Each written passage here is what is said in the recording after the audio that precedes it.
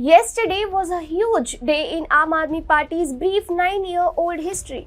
The party breached a state other than Delhi. It won a whopping 92 seats out of total 117 seats and made Congress, the incumbent party, taste mud. And that has sent the warning bells ringing for Congress, which is staring at an abnormally bleak, dark and dystopian future.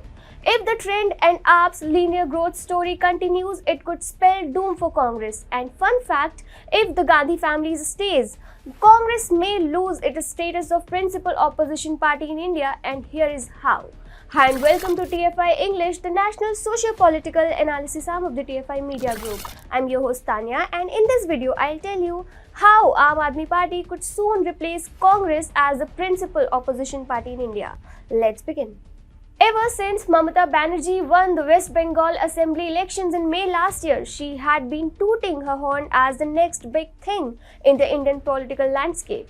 Her confidence was so high that Mamata charted upon a whirlwind tour of the country to stake her claim as the alternative to Congress. With the BJP wave propelled by Prime Minister Narendra Modi refusing to die down, Mamata saw this as the ideal opportunity to take Congress out of the equation. However, the disappointing results to come out of Goa yesterday suggest that Mamata may have overplayed her hand. TMC could not open its account despite 6 months of excess PR exercise in the state.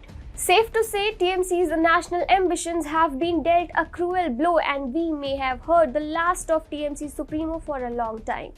While TMC nurses its wounds, it is the Aam Aadmi Party that is projecting itself as the next big alternative to Congress. After all, the Arvind Kejriwal-led party won the state of Punjab with a thumping majority. In the process, AAP decimated Congress and pushed Akali Dal as well as BJP to the fringes. Thus, AAP has positioned itself as the only regional party in the country to have absolute majority governments in 2 states, Delhi and Punjab. Copying BJP's style of running an election-winning machine, AAP has immediately focused its attention on the upcoming poll-bound states after emerging victorious in the assembly polls. AAP leader Akshay Marathe, in an interview after the results, remarked that his party was preparing for Himachal Pradesh and Gujarat election. Yes, we are definitely going to Gujarat and Himachal Pradesh. These are 2 states on our radar, and the party has been sending party workers to these states, and we will definitely have a big impact. For decades, people of India have had to decide between 2 parties who did not work for them. For the first time, they are seeing an alternative to both, and people want change. Himachal Pradesh and Gujarat go to elections later this year, and AAP is looking to emulate its winning formula of Punjab and Delhi in these 2 states as well. In Gujarat, AAP has been campaigning around for a year or 2, and both Arvind Kejriwal and Bhagwant Mann are slated to visit the state later this month to gauge the election preparedness. AAP has even contested in the municipal elections in Surat and Gandhinagar and witnessed an even Stevens performance. While the performance was timid in Gandhinagar as the party only managed to win 1 seat, it had its ambitions sky high after winning 27 seats in the Surat municipality. As a result, the party is being hyped up by political analysts as a viable alternative to Congress and BJP. As for Himachal Pradesh, the state is not dissimilar to Punjab.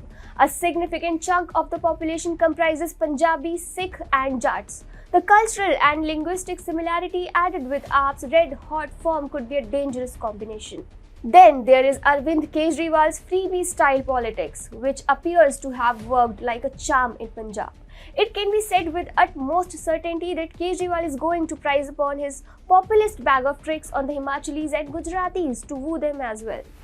With elections nearing, AAP may also be able to land a few defectors who will cross the party lines, aspiring to gain more power if AAP does manage to win the lottery.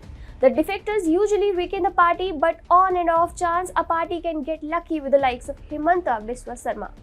Beyond the short-term future, if one considers a longer time frame, AAP can easily go on and make a decent political ground for itself in Delhi's neighbouring state of Haryana.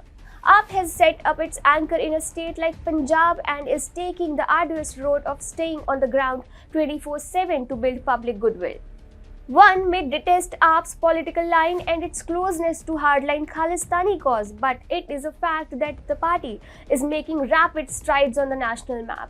None of the regional parties like TMC, DMK, TRS or AIA-DMK has blossomed outside their home state. However, AAP is changing the narrative, and if the Punjab elections are any indication, Congress may have to tighten the screws come December, or otherwise it may get obliterated if it hasn't already.